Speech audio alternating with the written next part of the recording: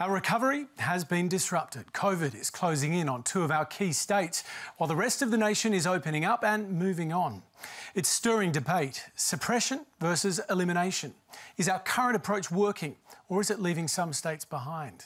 You've got lots of questions on this, so let's get you some answers. Welcome to Q&A.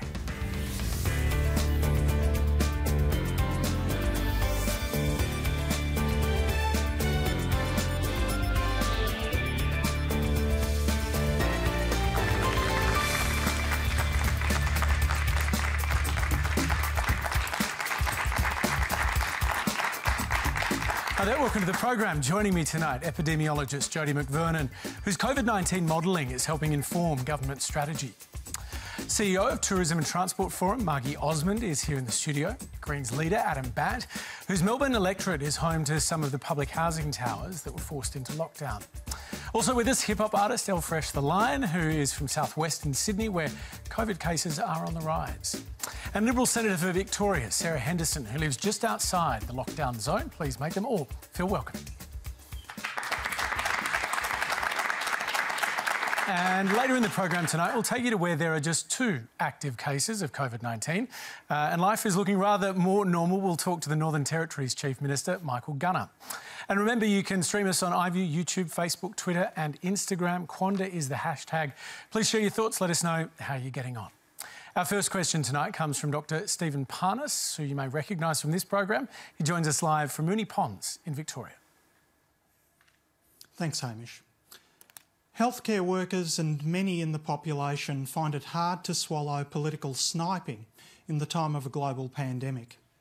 In healthcare, we have learned that when adverse events occur, the answer lies in searching for systemic factors to rectify, not looking for people to blame and sack. Given that errors in managing a pandemic are inevitable and the likelihood of further outbreaks is almost certain, is it wishful thinking on our part to hope for a greater team effort in dealing with coronavirus? And Stephen, before we go to the panel, I think you came off a shift at about 4 o'clock this afternoon, dealt with a number of new COVID cases today. Do you have particular things in mind when you're talking about this sniping? Well, what I'm thinking, Hamish, is that this is really serious stuff now. It's life and death. The numbers are climbing and we're seeing severe cases every day across Melbourne. What I think doctors, nurses and health workers are interested in is having a unified effort, not having attention to who said what and when, but rather having our political leaders act in a relatively unified way, and where criticism is levelled, that it's constructive, because that will get the best outcomes and save lives. I think that's what we're after. Adam Bandt. Yeah, I think there's a lot in that question, and certainly as a federal parliamentarian but who lives in Victoria, I've been supportive of the approach taken by the Daniel Andrews Labor government. We might have our differences on other things, but and there's been some issues, for example, around the public housing lockdowns where I think they did get it wrong, but overall I think they've done a very good job, and I think part of the reason we're advanced as a country and not in the position, say, of the United States is that we've got such strong public health experts and we've still got the capacity to get politicians to listen to them. Where I think there is probably some scope for discussion, though, that I think we should make sure that is had in a constructive way but isn't shut down, is around what should the goals of the public health strategy be. So, for example, should we be going for elimination? Should we be going for suppression? Should we be going for other forms of response? So, provided that debate is conducted in a way that is about getting to the answers, then I think we can still have the debate. But I do think this is a moment where, certainly my experience in Victoria and in Canberra has been that everyone is willing, the people who are in charge, to succeed. It is clear, though, Adam Bandt, isn't it, that this time around, as parts of Victoria have gone into lockdown again, there has been a lot more ferociousness about the political discussion on this. Do you accept that? Well, for some of the general approach, I think, of the Labor government here in Victoria has been a good one, and there's been the outbreaks. I mean, no one would wish them on anyone, and I think everyone here at the moment is willing the government to succeed. But when we've had the public housing lockdowns, for example, we saw there really, I think, a force-led response rather than a care-led response, and police were sent in without also sending in the nurses or the medicines or the food and so on, and we spent several days with people in in real distress in situations that could have been avoided. So I think when it comes to the management and execution of it, it is important to be standing up for communities and making sure the government gets it right, especially because if we don't go down the elimination road and instead we stick with the current strategy, we're potentially going to see more and more of these harsh lockdowns again, potentially running for months, if not years. And so there is a lot to be said for thinking about how we do it and making sure we get it right. Sarah Henderson, do you think there should be a bit less political sniping at this point in time? Well, Hamish, good evening. Great to join you on a very important program from regional Victoria at a time when our government is firmly focused on the job at hand. It is a great question, but I have to say, Hamish, led by the Prime Minister and the National Cabinet process, there has been a great deal of harmony between our government and state and territory governments. We have taken the view that we are all in this together. As Josh Frydenberg has said, this is not state of origin. This is us as a nation and how we respond. And yes, there are some very serious situations in Victoria. And of course, there are some growing cases in New South Wales. Can I just check, Senator, are you denying that there's political sniping going on in Victoria right now? Look, of course there is a little bit of agitation and I understand that, but from our government, and Prime Minister Scott Morrison has led the way through the National Cabinet process. Our job is to be firmly focused on getting Victorians, New South Welshmen and Australians through this pandemic, opening up the economy, saving lives and livelihoods. There has been very, very little sniping from our government, and that is the way we are going to approach this. And is that borne out in fact? Where Peter Dutton was having a go at the Queensland Premier over border closures. There's been statements made about from other senior figures within your party about border closures. In Victoria, there is an enormous amount of argy-bargy right now between the Liberal opposition and the Labor government. You're not denying all of that, are you? Hamish, of course there have been concerns raised, and there have been some legitimate concerns raised, including from Peter Dutton. And of course we are very concerned about what can only be described as the very serious breakdown of hotel quarantine, which I think has been, I think most people would now regard that as being the primary cause of community transmission in Victoria and the very high number of cases. But the Victorian government has responded with its own inquiry, and the Prime Minister has also responded with a federal inquiry. So while there are concerns raised, and that is right and proper, the bottom line is, Hamish, we're not interested in the sniping. We're interested in working together. We are in this together, providing these $260 billion of economic support, looking after businesses and workers and health workers and hospitals and the aged care homes, all the things that we have to do to make sure that we can get through this very, very serious situation. Stephen Panellists, does any of that convince you? You've heard from the politicians. I think there are some constructive arguments from both MPs. Look, what I would say is that one example that I would remind everyone about was when a state opposition MP tried to character assassinate the Chief Health Officer in Victoria. That was absolutely unacceptable and it set a low benchmark. So my sense is that people need to be disciplined. Those who say the wrong things should be brought into line by their leadership. I think governments around the country have been acting well and appropriately, not perfectly. If we expect that, we're not going to get it. Stephen Panellists, thank you very much and good luck over the coming weeks. Our next question tonight is a video from Michelle Bath in Blackwood, South Australia. Would it be economically more viable in the long term to go for elimination of COVID-19 for Australia rather than suppression? Margy, Osmond. Oh, look, I think this is one of the big questions of the moment. I mean, for us, we're trying to talk to government about you can no longer manage just for emergency. You've got to risk manage this as well. We can't, every time there's a problem, go back to ground zero. Well, there are going to be major issues for the economy and I think also for the confidence of individuals because they keep seeing their life being disrupted and the rug being pulled out from underneath their feet. So from the tourism industry's perspective, we've been 100% behind every government in the country country that's put health first, and that's the way it should be. But now we also have to find a way of managing through this process, because clearly it's going to be here for a long time and we haven't actually got it on the run we thought we had. Can we be clear, Adam Bandt, what's the Greens' position on this? Do you want elimination?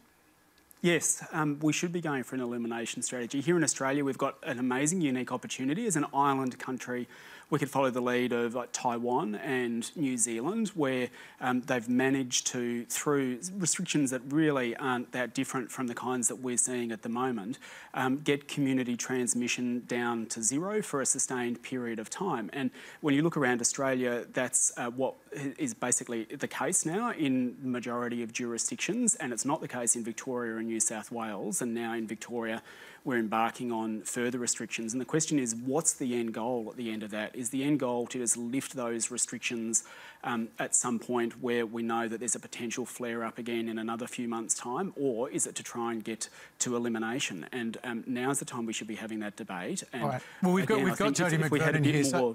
So, I mean, she is the expert on this. Is that feasible? So, look, I think from the telling experience around the country, we started out with a suppression strategy, and the reality is that most of the country is in a state of elimination. But what the experience of New South Wales and Victoria tell us is that that's an incredibly fragile state.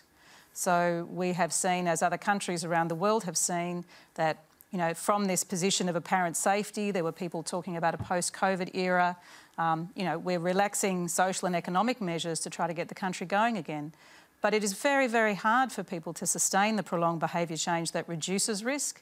And around the country, we see increased mobility and a decline in sort of the personal protection measures and other behaviours that we know will reduce the risk of infection. And the opportunity is still there for the infection to spread. And we're not willing to close our borders entirely. We're not willing to stop Australians coming back. That risk will still be with us. And we need to work out a way to get community transmission under control, but then to be able to somehow bring the community along with us to take that journey of keeping community transmission and the levels of infection incredibly low. This is led from the front, from the public. What's the problem, though, with an explicit approach of elimination?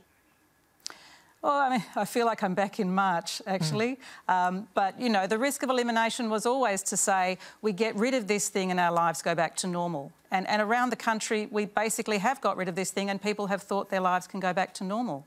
And what this current situation in Victoria and New South Wales tells us, that that's not a sustainable way of being able to manage this pathogen, and we need to accept there are going to be ongoing changes. We don't want to be in this position of, you know, having to come back into lockdown. We know the economic and social harms, but how do we keep the public with us for a longer-term goal? All right. Our next question tonight is from Genevieve Nietzsche in the studio. I have unwavering pride in my postcode. Campbelltown, like many other southwestern Sydney postcodes, is abundant in empathy, vibrancy and a brilliant sense of community, despite what some media platforms might have you believe. Do you think that the coronavirus hotspotting has the potential to increase prejudice against certain areas? The reductive and unfair discourse of lazy, drug-addled, immigrant-filled areas doesn't quite seem productive to me. Isn't it time that we begin supporting and empowering these communities instead of demonising them? Elfresh, these are your communities. Yeah, most definitely, and just like you, I share, you know, passion for where I'm from.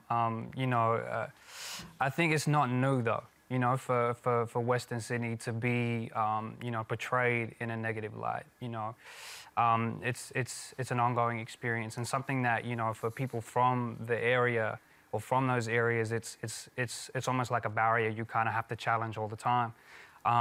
Just perceptions or negative perceptions about the area. You know, what's the reporting of a cluster in your part of this major city done to the community? What's the impact been?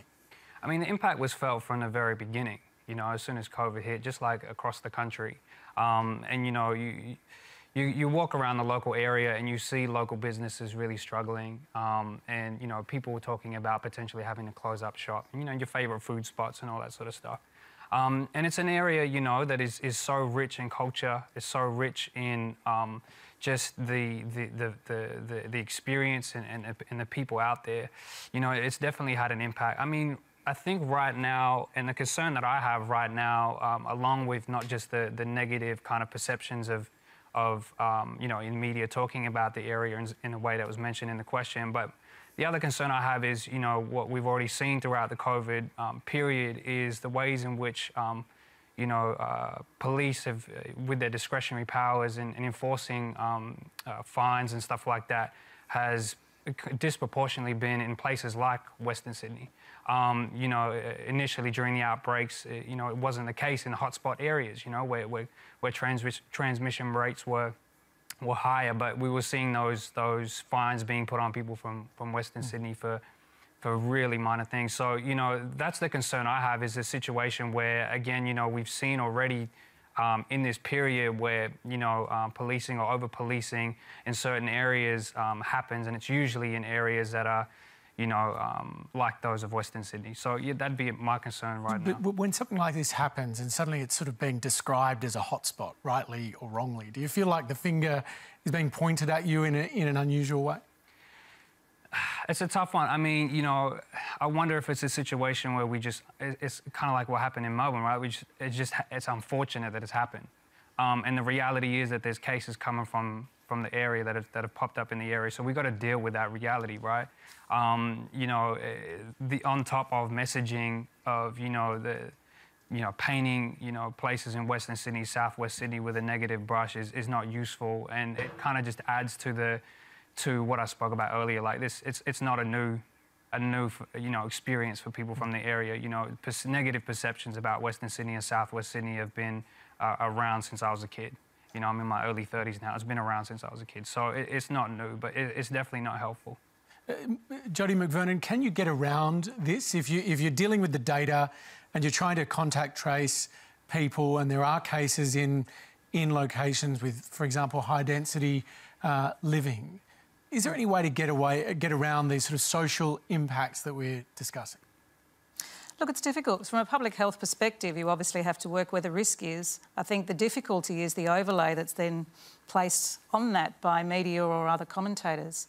And it's a matter of working with communities to make them feel supported and encouraged, and in those populations that are at greatest risk to help explain and reduce that risk. But we can't always control all of the other messaging that might go along with that from other sources. Can I just add to that as well? Like, in speaking on the culture of places like Western Sydney and Southwest Sydney, community organisations are really strong.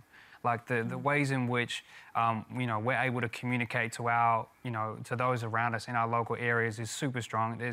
And you know, we saw that again with what happened in the flats in Melbourne. It was the community organisations that stepped up and know how to speak to our own communities. And just as what was mentioned in the question, you know, I think it's super worthwhile us working with communities to have that tailored approach for communities, because without that, you know, we see situations, as mentioned in the first question, the systemic, you know, kind of issues where, you know, things just fall through the cracks.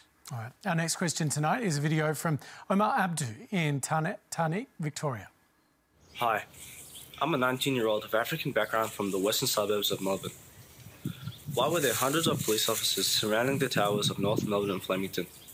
Was it really necessary to have such a flood of police? Why were there more police than public health officers and cleaners? And made the residents feel more intimidated rather than safe? Why were other areas not receiving the same attention from police as North Melbourne and Flemington were? Why did it seem like authorities were targeting these areas instead of helping them out? Thank you. Sarah Henderson. Well, Hamish, I have to say, I think the police have done an extraordinary job.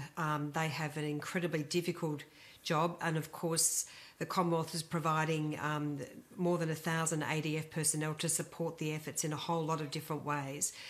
And I can understand the concern, particularly with the public housing towers, but the public health concern was that this was going to lead to a very, very substantial number of cases.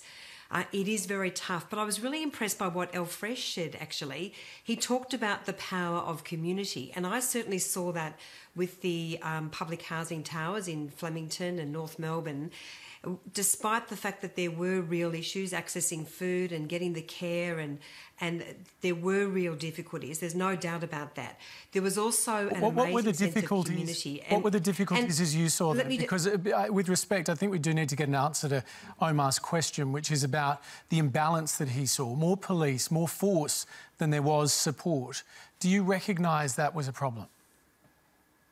Well, I'm talking about the difficulties that Adam saw firsthand in terms of some residents not being able to access food quickly or care that they needed. And obviously public health officials and the police and the Department of Health and Human Services had to work very, very quickly. But just let me go back to the point that I was just wanting to finish on, Hamish. And I've seen an incredible response in Colac. There's been the Colac Abattoir that's had a number of positive cases.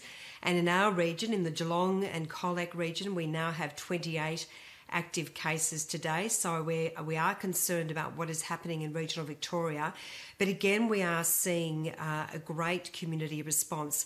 But police have got to do their job. They have been incredible.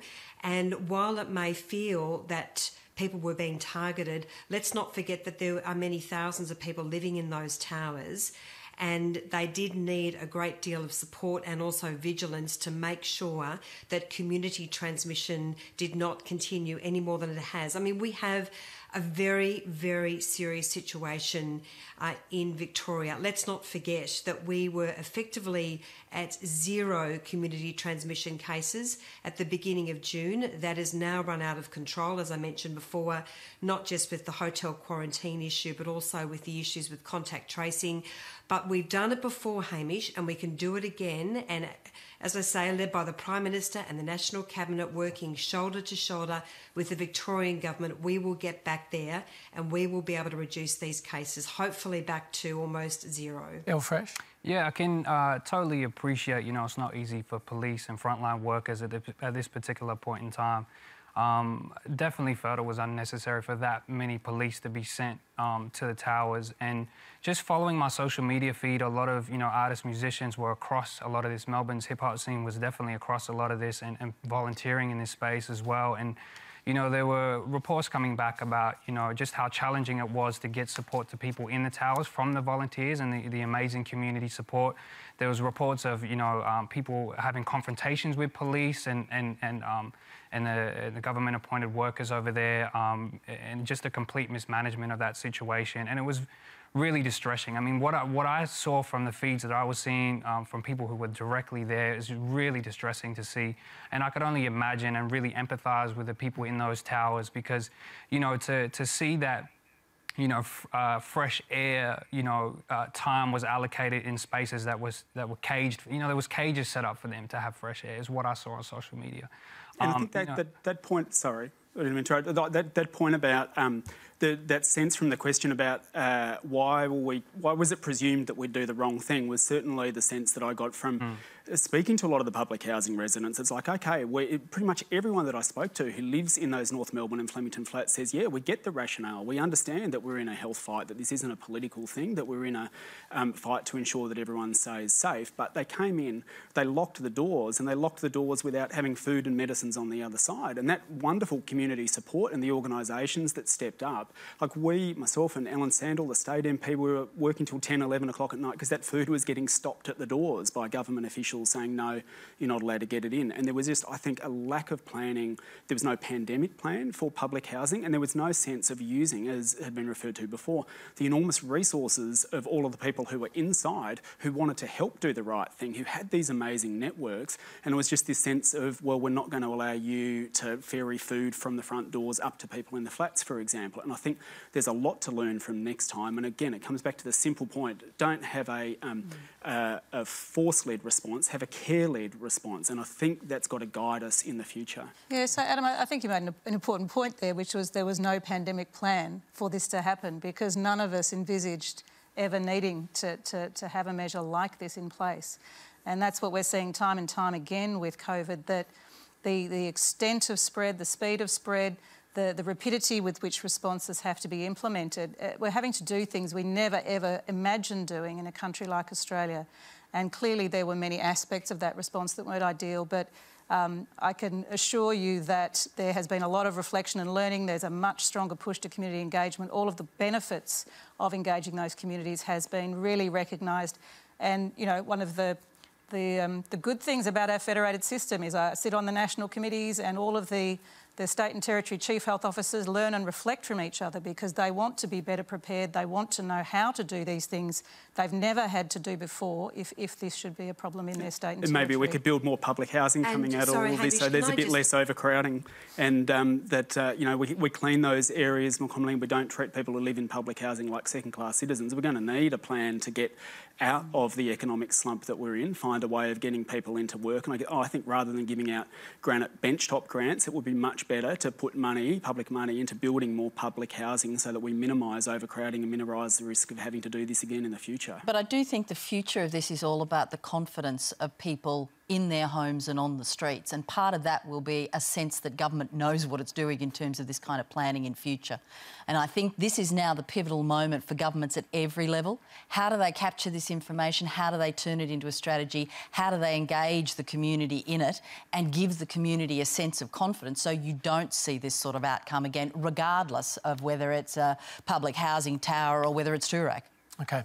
Let's take our next question. It's a video and, Hamish, can I just make... Geelong, Victoria. Why do politicians and ex-politicians think it's okay to voice their opinions on issues such as the debunked link between the Black Lives Matter rallies and outbreaks of COVID-19 in Victoria? It is political point scoring and it divides the community. When aren't we all supposed to be in this together? Now, I'm going to put this to Sarah Henderson, but before we do that, last week on Twitter, our program said that Sarah Henderson had linked the current spike in infections in Victoria to the Black Lives Matter protests. And we need to clarify that that is not what Sarah said. On the 21st of June, Sarah Henderson, you asked why Dan Andrews was blaming, in your words, law-abiding Victorian families for doing the wrong thing rather than 10,000 illegal protesters. I just wonder what you actually meant. Well, Hamish, thank you for that clarification. And in fact, the head of news for the ABC, Gavin Morris, did issue an apology on behalf of Q&A because a very erroneous post or two was made in relation to what I said, and I was grossly misrepresented. So I was very pleased that apology... I was, just let me finish, I was very pleased that obviously that apology was made. But what I was highlighting was the double standard. We had had a number of months where Victorians had not been able to go to funerals, where Victorians had closed businesses, schools were closed, and of course, weddings are being cancelled. And yet there was a real double standard when the Victorian government really did nothing insofar as 10,000 people gathering at the Black Lives Matter protest. And I made the point in that tweet, which you didn't read out, we are all equal under the law. And I think what really stood out to many Victorians is, well, hang on a minute, how can you say I can't gather with 10 of my family members, and yet basically there is very little action, or no action in fact, by anyone in the government in relation to 10,000 people gathering, many of whom, of course, were not observing social distancing and hand hygiene and the like. And today, Hamish, the New South Wales Commissioner, Mick Fuller, made a very important point. He said there is no way that I would tolerate that in New South Wales.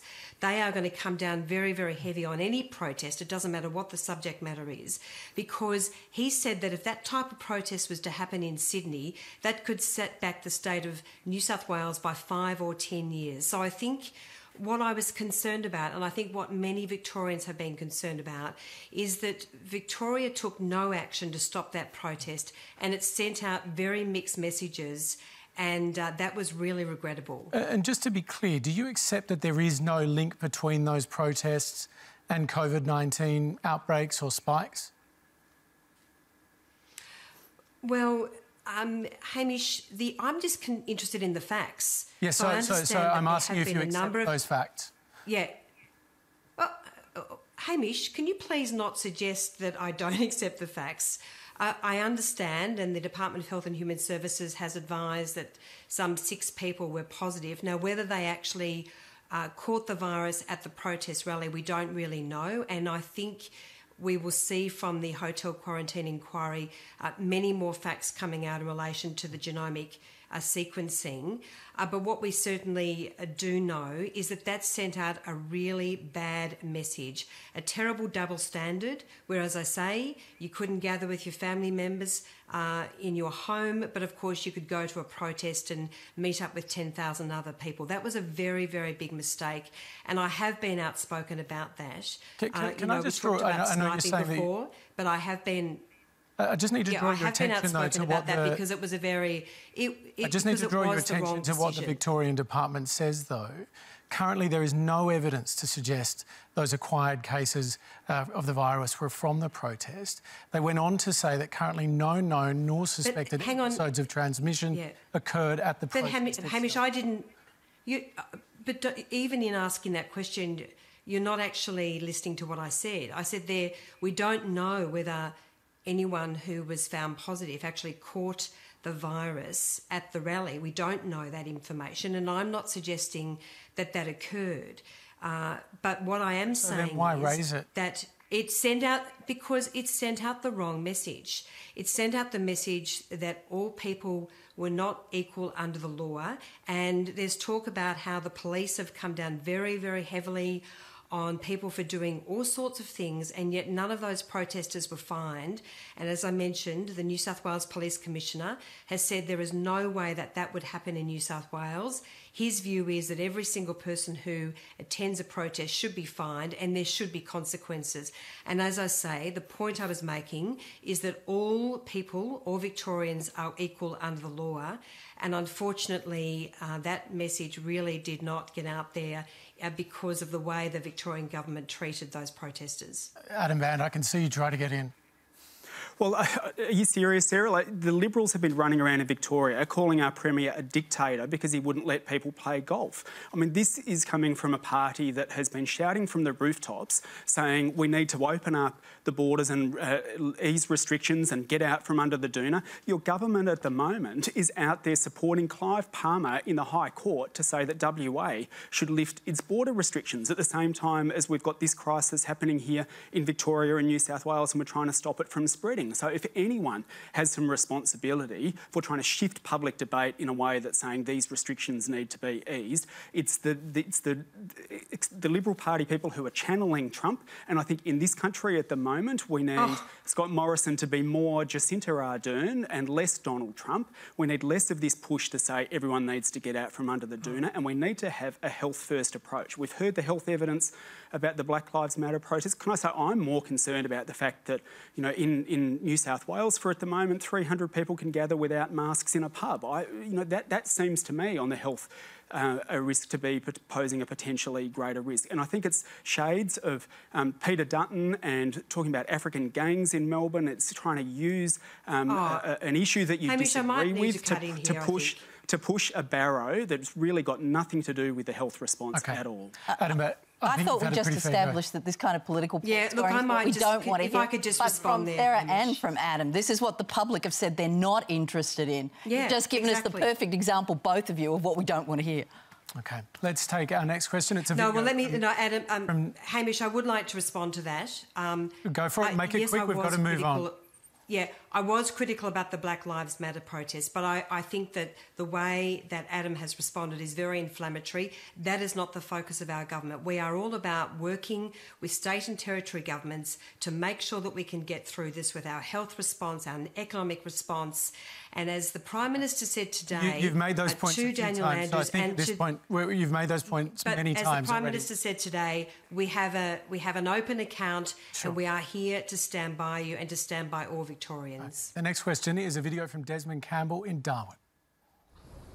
Here in Australia, we saw the Black Lives Matter protest concentrate on Aboriginal deaths in custody. In the Northern Territory in June 2019, the ABS told us that 83% of the total prison population was made up of Indigenous people.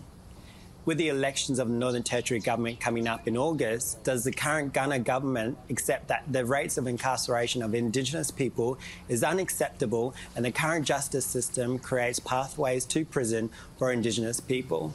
Well, on that note, I'll bring in the Northern Territory's Chief Minister, Michael Gunner. Good evening to you. Thanks for joining us live from Darwin. How do you respond to that question? Well, it's not good enough. It's a national shame, and it's definitely a shame here in the Northern Territory. No one's born bad. No one's born to do the wrong thing. It's not defined by religion or race, and the overrepresentation of Aboriginal people in our justice system, in our jails, is not good enough. I was born in the Territory. I grew up in Tennant Creek and Alice. Kids I went to school with, in jail, dead, chronic illness, unemployed. Some have gone on to success, but many haven't as well. It's not been good enough, but I got elected to try and break that cycle, to make a difference. It's not going to be fixed by next week's Q&A. It's going to take a lot of work. I am prepared to do that work, and we've got to go back to the things that really are leading to this, and that's the overcrowding in public housing. You talked about that a bit earlier. The disempowerment that we've seen. There are things that we can do to change this, to invest in our kids right at the very beginning, to make sure we make a genuine, long-term, meaningful difference to our incarceration rates, because it ain't good enough. On that, when the Dondale Royal Commission findings were handed down, you stood in Parliament in the Territory and said we cannot let this report sit on the shelf gathering dust like so many that have come before. But the Dondale Centre, it was recommended it should be closed by that Royal Commission. Why hasn't it been? We've gone through quite a few sites to try and make sure we found the right one to build the right building, and we're doing that now. It took longer than I would like, but we got there, and we're going to get on with that and make sure we do it. But I think the important thing is we don't want kids to end up there.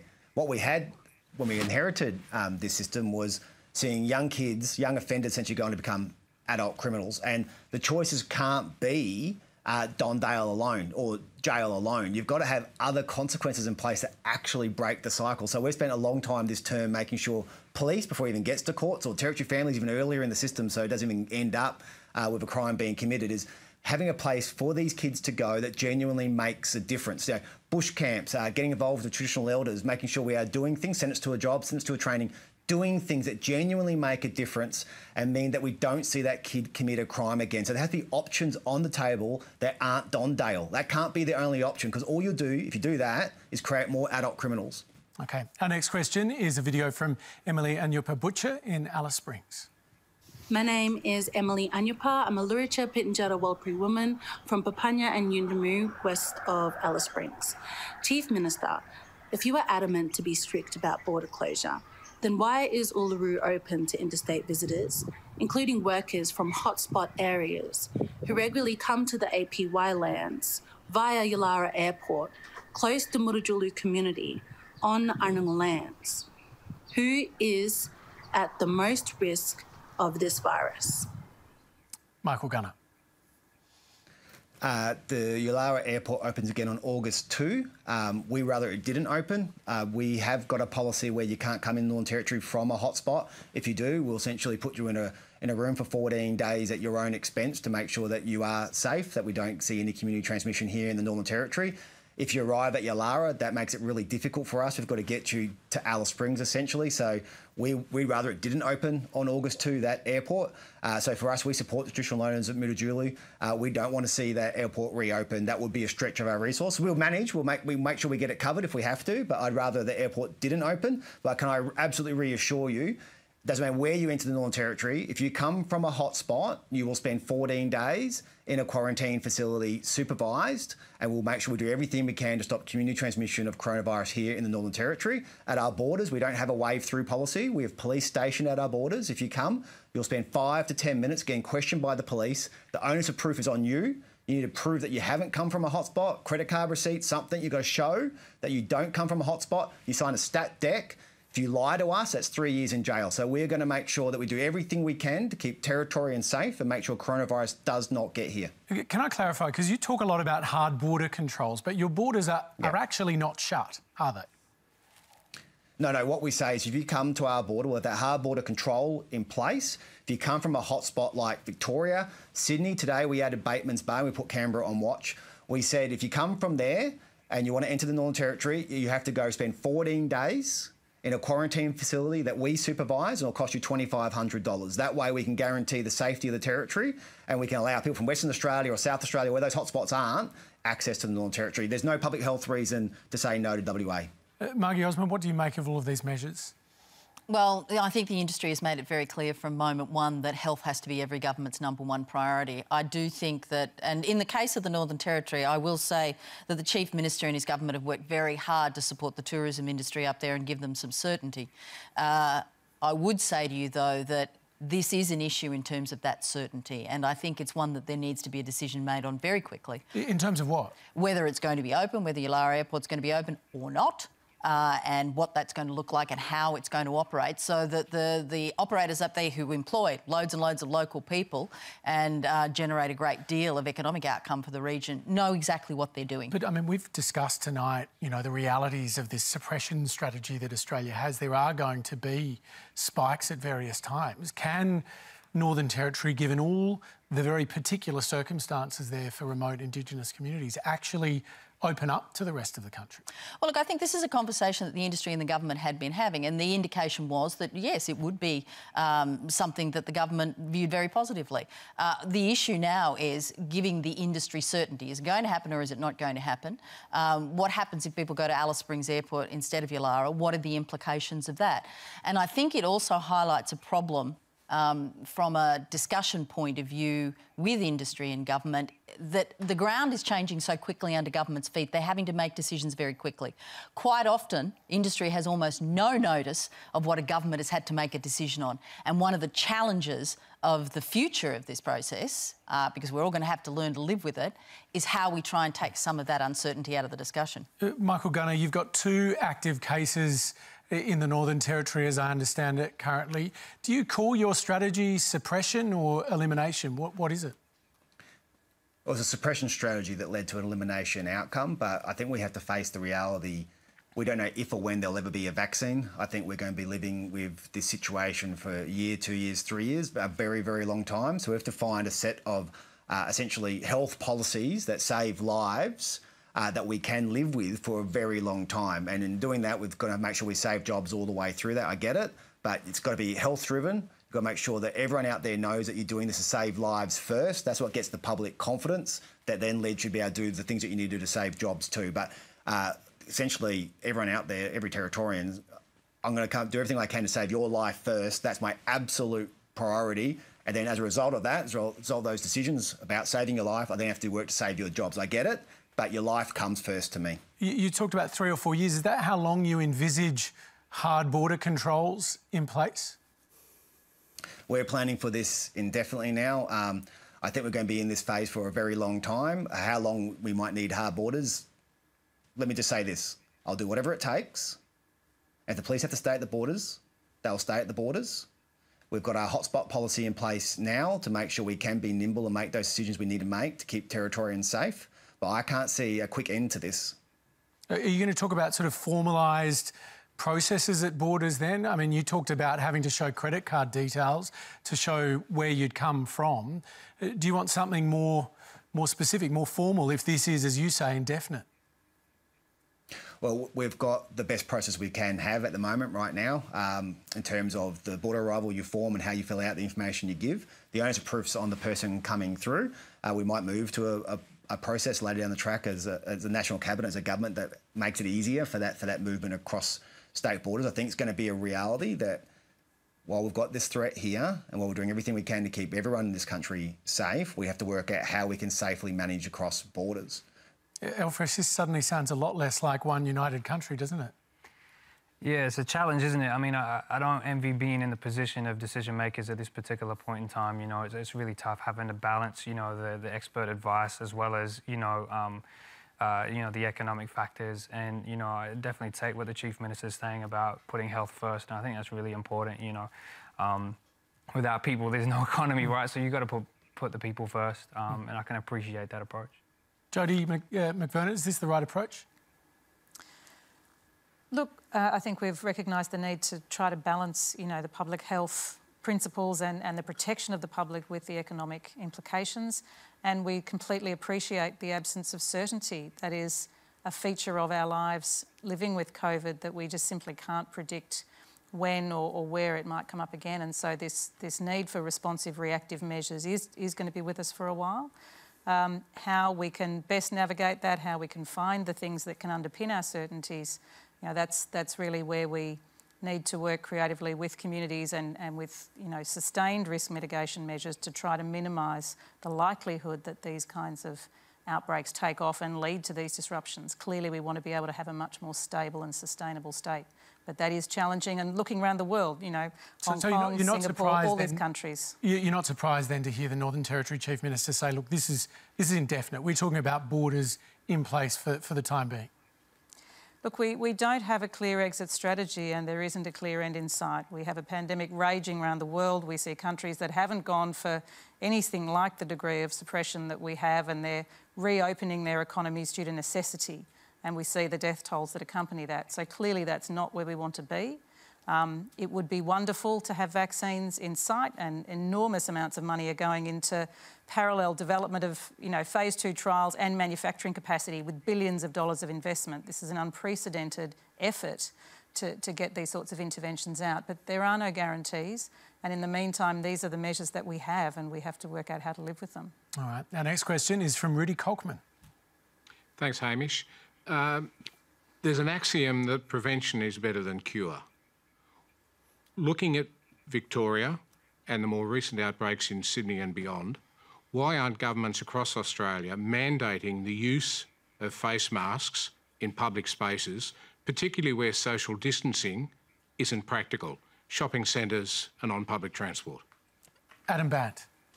Yeah, well, we're seeing that here in Victoria, and we support those steps that have been taken. And the health advice, as I understand it, was that the jury was out for a while about the utility of them, and it's increasingly clear that they do make a difference. And so if governments want to take steps towards saying people should wear masks, then we support it. And I guess it comes back to that question and links into the earlier question as well about what's the goal for Victoria and New South Wales. And I think the goal should be to take the steps that we need to, which is probably just going to be a combination of things that are being taken around the country already, including things like masks, for Victoria and New South Wales to try and get to where the Northern Territory and Western Australia and Tasmania and South Australia and to an extent Queensland are. And if we get to that point, including to wear masks, then we're going to see the ability to have some more discussions about greater interstate travel, perhaps less hard borders in between the states. But to do that, I think we need to set a new goal in Victoria and New South Wales of getting towards elimination. Michael Gunner, do you have a view on masks? We don't need them here. I understand why Dan's done it down in Victoria, but here the advice that we've received consistently is the 1.5 metres is enough. The hand hygiene, don't shake hands. If you're sick, stay home. We haven't got community transmission here. I think I'd struggle to convince Territorians to wear masks at the moment. It's not needed. Jodie, I could hear you trying to get in there. Yeah, look, I completely agree. And WHO guidance came out in early June with, recommendations around masks in clinical settings and other places, and with guidance for the world recommending that in places where there was community transmission and people could not physically distance, any kind of mask might offer some additional protection. And, a homemade mask might reduce your risk by maybe 10, 20%. But in that environment, anything that you can do to add is worth adding. So we've consistently said in areas where there's no community transmission, mask wearing is unnecessary. The concern is that people may actually view it as a panacea. Everybody wants the magic bullet. Oh, now it's going to be a mask and then we can have life as normal. That's not the answer either. The mask is the bottom of the hierarchy of protections. It's been introduced in Victoria because we have all the public health measures, we have lockdowns, we have everything else. It's the last thing we could add.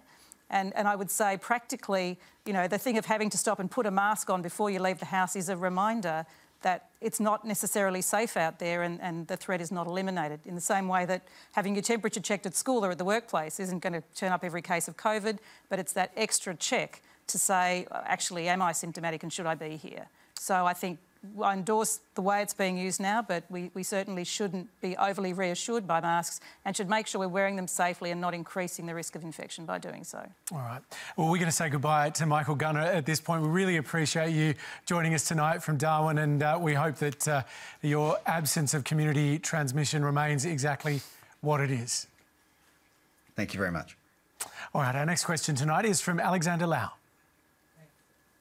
Our government has yet to manage to work out how to hold Parliament remotely, and instead will cancel Parliament for at least another fortnight.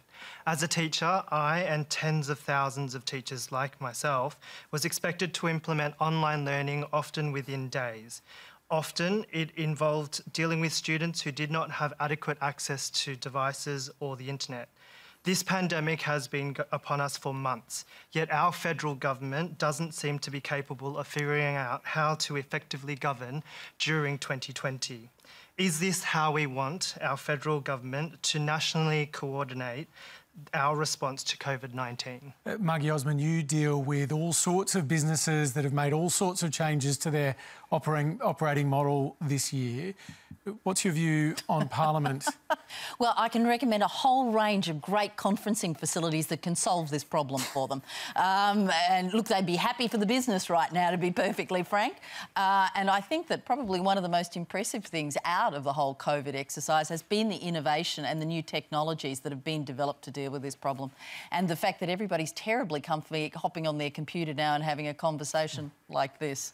So I think it's an interesting choice by the government. I think they probably would have sent a very good message to the wider public that, yeah, you can operate remotely. We can get on with managing the country the way we need to in terms of the parliamentary process by trying a little technology on for size. But this is now the challenge. Let's hope the next sitting has this digital option.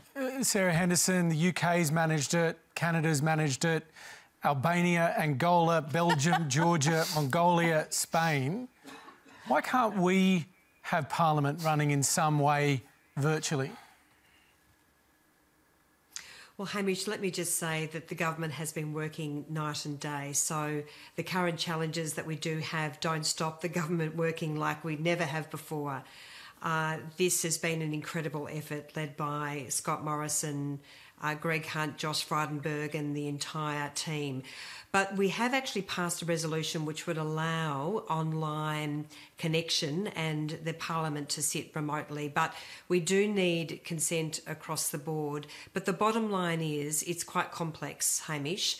And we received very strong advice from the Chief Medical Officer, Professor Kelly, that the risk of everyone coming together to Canberra would be too high, particularly with the extent of community transmission in Victoria and now the increasing transmission in New South Wales. But this is we've not taken a question that about... advice, and that's how we've always operated. We've always operated taking the best medical advice. With respect, Senator, Alexander's question is not about why you're not travelling there. It's about why you haven't been able to do what everyone else has done and figure out a way to do it remotely. I'm not really clear from your answer what the reason is. Well, as I say, there has been a resolution passed by both Houses of Parliament that would allow for the Parliament to meet in other ways, but it is very complex and the decision has been made in the time available. The decision has been made that it is best to suspend or cancel these 2 weeks of Parliament and then to resume sitting on the 24th of August. I mean, we have managed in the last few sittings really well. We have, of course, all the social distancing and all of the protocols that were in place in Parliament so that we could sit and obviously make very quick decisions and pass legislation. But given the time frame and given the complexity of Parliament meeting online, it was decided that it was just too complex within the time available, and hopefully the community transmission in Victoria will be more under control and we will be able to meet in person on the 24th of August. You said complex 3 times. Could I ask you to be a little more specific? Well, I'm just simply conveying to you that it is very, very complex. We don't currently have that capacity. We do need the consent of the opposition to put in place other arrangements. I think without reflecting on Labor, I don't think they were very keen about this. And the decision was made with consultation that we would meet again on the 24th of August. Alexander, what do you make of that response? It's very complex. As I said in my question, this pandemic has been upon us for months. you know, we went to online learning in March as teachers, and we've been doing it since March with, you know, New South Wales going back, but Victoria going back to online. And for all the complexities that you talk about, legislation needs to be passed in order to pass through the packages that you say you are working night and day on. When you went to pass Job Seeker or JobKeeper, they took in excess of a month, 6 weeks before payments started flowing. When you talk about Home Builder, the only state that has allowed Home Builder to be allowed to be signed up on is Tasmania, no other state, and that's still sitting around. So this is not a timing that is so complex because we've had months to go on. These are things that are happening that we know happens very quickly in Australia in 2020 that can't sit around waiting for you to recall Parliament in 1 month's time. Okay. You have the means to do it, you have the technology to do it, so why don't you do it? Hamish, Alexander is dead right. Democracy should not be a victim of this pandemic. Like everyone else in the country has been asked to work out ways around the appropriate health restrictions, and Parliament should be able to as well. It's very disappointing that the government has chosen to cancel Parliament with the opposition's support. We've got a number of crucial issues, and what we know is that every time Parliament has sat, we've managed to include more people in some of the government's support measures to make sure that fewer people are left behind. And we're facing a cliff in a very short period of time where JobKeeper and Job Seeker are due to run out or be cut, and we've got to work out how to protect people as we head into September. And the second point is that it comes back to this elimination and suppression. The Prime Minister has been telling us for a while to expect repeated outbreaks across the country, but then he's also said because there is an outbreak in Victoria, we can't have Parliament sit. Now, if you take that logic through, on the Prime Minister's approach, we may have outbreaks across the country for months or years to come, and we can't cancel Parliament every time there is an outbreak somewhere in the country. We have to develop a workaround, and I think it is wrong that the government, after many, many months, has not developed a feasible alternative way of Parliament meeting to discuss the business of dealing with this pandemic. I should point out we looked up to see how things were going in the UK Parliament remotely, and the vision that we were able to track down showed this session of Parliament. Cattail, yep. So it hasn't all gone according to plan. I think that might be an improvement. In 2020, isn't it? I mean, like everyone's had kids running in, and I think the phrase "you're on mute" has probably become the most uttered phrase in the English language. And there's no reason politicians should be exempt. We should be operating on the same rules too. All right, I'll put you all on mute for a moment. Hamish, just to be... You've had a fair go on this question, Sarah Henderson, so we're going to take one more question. It's from Garvanch Bhatia. As a Sikh man, I've been incredibly proud of how my community responded to the COVID-19 crisis, both here and overseas, providing meals to the people who need it and helping wherever they can. The government focusing on the economic recovery, what do you think the future holds for us, for our society, culturally? Is live music dead? Is going out and meeting friends a thing of the past? Fresh. Yeah, like, man, the industry is taking a massive hit in terms of live music industry especially, and it's probably one of the sectors that's going to take a longer time to recover post-COVID, if we get to a stage of post-COVID. You know, it's put so many people out of work, so many events. You know, even if we get to a state where restrictions are eased back, you know, a 500 capacity venue may only be allowed, say, 150 people or whatever.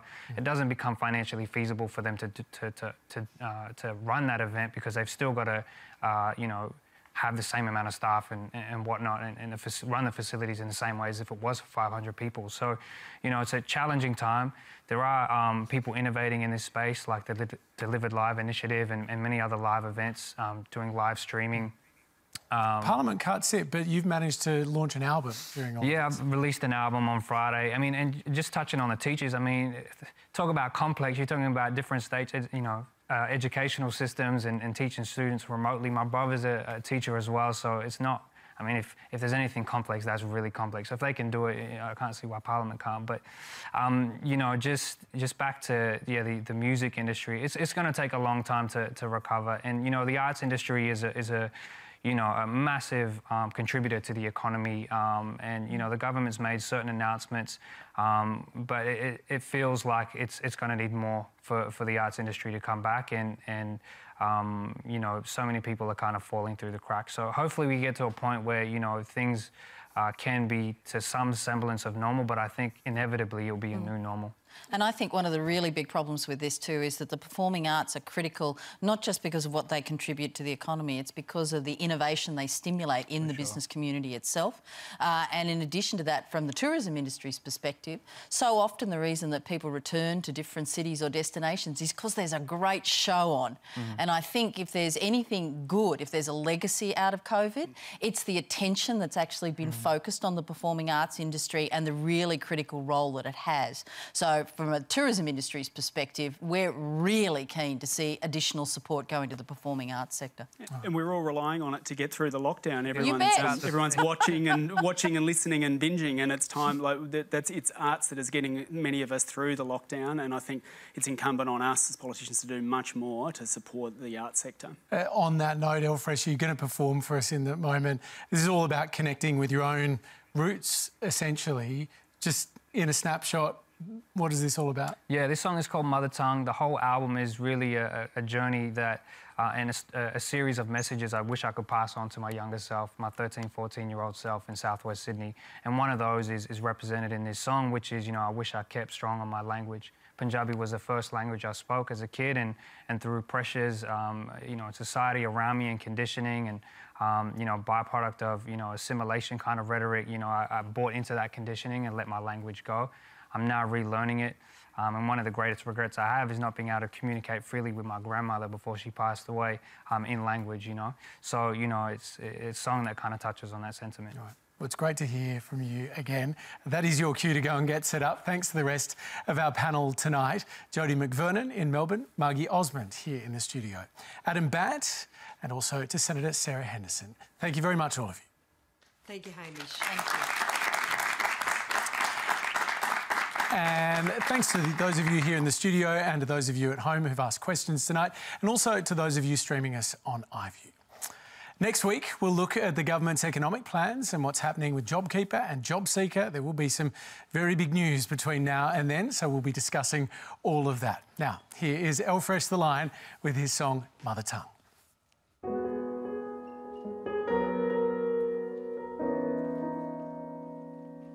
ਇਹੀ ਗੱਲ ਕੀਤੀ ਸੀ ਨਾ ਲਖਪਤ ਰਾਏ ਨੇ ਕਹਿੰਦਾ ਸੀ ਗੁਣ ਨਾ ਇਹਨਾਂ ਨੂੰ ਕਹਿਣ ਦੇ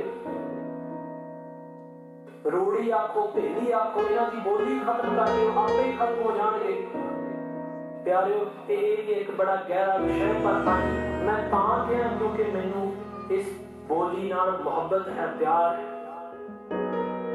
ਅਸ਼ਫਾਕ ਦਾ ਪੰਜਾਬੀ ਹੈ and you may say oh well he's speaking in English while talking about Punjabi. I'm only speaking in English to speak to you so that you can learn your mother tongue, fall back in love with Punjabi. When you start giving up your language, that is when you will start giving up who you are.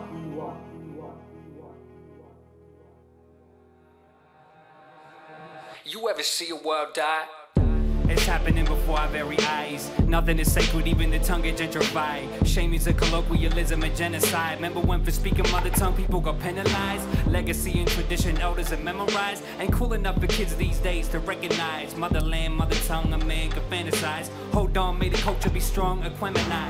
Whispered in the shadow of oppression to survive. A heavy price was paid, the cost was their lives. Now we dumb it down, century simplified. If we had another chance, would we press rewind? My pride too real, it rarely get televised. A burden is a blessing, a lesson that's set aside. Speaking to the next generation, I emphasize. For you to carry the weight, you need to exercise your mother tongue.